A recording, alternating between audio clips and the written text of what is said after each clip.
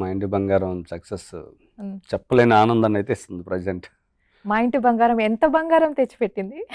చాలా గట్టిగానే తెచ్చిపెడద్దు అనుకుంటున్నాం. ఓకే. సో, ఫైనల్లీ అంటే షూట్ టైమ్‌లో ఆబ్వియస్లీ మనం బిగ్ స్టార్స్ మధ్య వర్క్ చేస్తున్నప్పుడు మనకు ఒక అంచనా ఉంటుంది. ఎంత వరకు ఎళ్తుంది మూవీ అని. హ్మ్. బట్ ఇంత అయితే మీరు ఎక్స్‌పెక్ట్ చేసారా? ద హ్యూజ్ సక్సెస్ లైక్ 4 డేస్‌లోనే 50 క్రోర్స్ గ్రాస్ సంపాదించి పెట్టడం అంటే అది మామూలు విషయం కాదు. అవును. సో, ఇలాంటి హ్యూజ్ సక్సెస్ రేట్ ఎక్స్‌పెక్ట్ చేసారా? నేను ఎక్స్‌పెక్ట్ చేసే ప్రీ రిలీజ్ ఈవెంట్‌లో చెప్పానండి. నందిని గారు అన్ని సినిమాలు ఒక ఎత్తు, ఈ సినిమా ఒక ఎత్తు అని యెస్, నేను చెప్పారు. చెప్పాను నేను. హ్మ్. సో, నాకనిపించింది.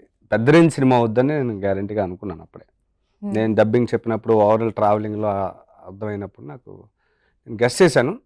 కానీ మరీ ఈ రేంజ్ అనుకోలేదు. బట్ సూపర్ హిట్ అయితే మాత్రం అవుద్దని మాత్రం నేను గెస్ చేశాను. యెస్. అండ్ అలాగే ఇంకొక విషయం గూడా చెప్పినట్టున్నారు ఎక్కడో ఇంటర్‌వ్యూస్‌లో. లైక్ సమంత గారిని ఎక్కువగా అంటే ప్రొఫెషనల్లీ తను క్యూట్‌గా మీరు బాగా లైక్ చేస్తారని. అవును. బట్ ఇక్కడేమో మనకు వేరే యాంగిల్ గూడా మనం చూసాము. అవును. సో, ఎట్లా అనిపించింది లైక్ ఒక ఫైటర్‌గా ఫ్యామిలీని ప్రొటెక్ట్ చేసే ఒక లేడీగా హ్మ్. తన పెర్ఫార్మన్స్ కావచ్చు. ఇప్పుడు మీ లైక్ అనేది ఏమైనా చేంజ్ అయిందంటారా? ఈ యాంగిల్ గూడా నచ్చిందంటారా? 100% కదా! అంటే అప్పుడు చేసేటప్పుడు లాస్ట్ యాక్షన్ ఎపిసోడ్ చేసినప్పుడు షాక్ అయ్యాను. హ్మ్. బట్ దానికన్నా కూడా ముందు నాకు చేంజ్ ఓవర్‌లు చిన్న చిన్న ఎక్స్‌ప్రెషన్‌లు చాలా క్యూట్‌గా ఇస్తారు చేంజ్ ఓవర్‌లు. మీరు సినిమా చూసినట్టయితే యెస్. తులసి చెట్టు దగ్గరికి వచ్చినప్పుడు అలాంటివన్నీ ఉన్నాయి. తులసి మొక్క దగ్గరికి వచ్చినప్పుడు క్యూట్‌గా బొట్టు పెట్టు అంటే హ్మ్. అత్తకి పెట్టబోతుంటారు. హ్మ్. సో, హ్మ్. అలాంటి చేంజ్ ఓవర్‌లన్నీ చాలా బాగా చేశారనమాట. అన్నీ చాలా బాగా నచ్చాయి నాకు సినిమాలో. వండర్‌ఫుల్. బట్ మీరు చెప్పినట్టే ఎండింగ్ క్లైమాక్స్ యాక్షన్ చేసేటప్పుడు థియేటర్‌లో అరుపులు మామూలుగా లేదసలు. వండర్‌ఫుల్ అండి. సో, అల్లుడిగా మీ పెర్ఫార్మన్స్ అదరగొట్టినట్టున్నారు. చాలా బావుందని మీ చెప్తున్నారు ఫేవరెట్ అందరూ. క్యారెక్టర్ అండి అది? అవును. అంత బా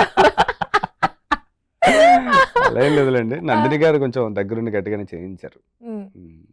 సో, నందిని గారు అనగానే అసల తన ఆహ్, స్టార్టింగ్‌లో ఒక రకంగా అనిపించారు. తర్వాత తనతో వర్క్ చేశాక మీ అభిప్రాయం మారింది అని జెప్పారు. What is thought? అంటే అప్పుడు నందిని గారు. లాంగ్ బ్యాక్ కలిసినప్పుడు కొంచెం కోపంగా ఉండేవారు. కొంచెం అలా ఉండేది. తర్వాతేంటంటే చాలా సెటిల్ కూల్‌గా అయిపోయారు. చాలా చేంజ్ ఓవర్ కనిపించిందండి నన్ను ఓవరాల్‌గా. హ్మ్. సో, దాంతో అలా చెప్పాల్సొచ్చింది. అంటే వర్క్ ఆన్ సెట్స్ చూసుకున్నట్లయితే తన డైరెక్షనల్ వ్యూ పాయింట్ చూసుకున్నట్లయితే ఎలా అనిపిస్తది తనతో? యాస్ ఎ డైరెక్టర్ మీరు కూడా మూవీస్ తీశారు. సో, తన పాయింట్ ఆఫ్ వ్యూ కావచ్చు, తన వర్క్ ఎక్స్‌పీరియన్స్ కావచ్చు, మీకెలా అనిపించింది? చాలా కూల్‌గా ఉంటారు. చాలా కూల్‌గా ఉండి ఏదన్నా ఒకవేళ ఆర్టిస్ట్ సరిగ్గా ఏదైనా ఒక 1, 2 టేక్స్ అయినా ఏదైనా కన్‌ఫ్యూజ్‌లో అవుతున్నప్పుడు పక్కకి తీసుకెళ్ళి సరదాగా "ఏంటి గవి ఏంటి ఎటెళ్ళిపోతున్నావు? వచ్చేయి ఇక్కడికొచ్చేయి" అని చెప్పి ఎలా చెప్పాలి ఏంటి అని చాలా క్లియర్‌గా చెప్తారు. చాలా కూల్‌గా ఉంటది. హ్మ్. మ్యాక్స్ ఆ సెట్‌లో అంతా కూల్‌గానే ఉంటదండి.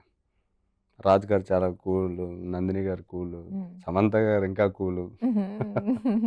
కూల్‌గానే ఉంటారు గానీ, ఒక రకమైన ప్రెషర్ అయితే ఉంటది కదండీ! అంటే ఎప్పుడైనా అలాంటి సందర్భం ఎప్పుడైనా మీరు ఫేస్ చేసారా? లైక్ లేదు యూ నో అస్సలు. పె experienced and you know banner హ్మ్. ఇవన్నీ చూసుకున్నట్లయితే, హ్మ్. ప్రొడక్షన్ ఇవన్నీ చూసుకున్నట్లయితే, మనం చేసే వర్క్ కొంచెం మనకు టెన్షన్ క్రియేట్ చేస్తది కొన్ని సందర్భాల్లో. Yes! We need to do it anyways అని. సో, అలాంటి ఫీలింగ్ ఎప్పుడైనా రావడం లేదు. ఆ సెట్‌లో అలా ఏం లేదండి. ఎప్పుడు ఎందుకంటే చుట్టూ అంతమంది యాక్టర్స్ అలా ఉన్నాం గదా! హ్మ్. మా వరకైతే రాలేదు. హ్మ్. ప్రొడక్షన్ నుంచి ఎటువంటి ప్రెషర్ కానీ అలాంటిది ఎక్కడ మాకు సెట్‌లో కనిపించలేదు. ఎందుకంటే అందరూ అంతమంది యాక్టర్లు సరదాగానే చేసామండి సినిమా అంతా. హుహు.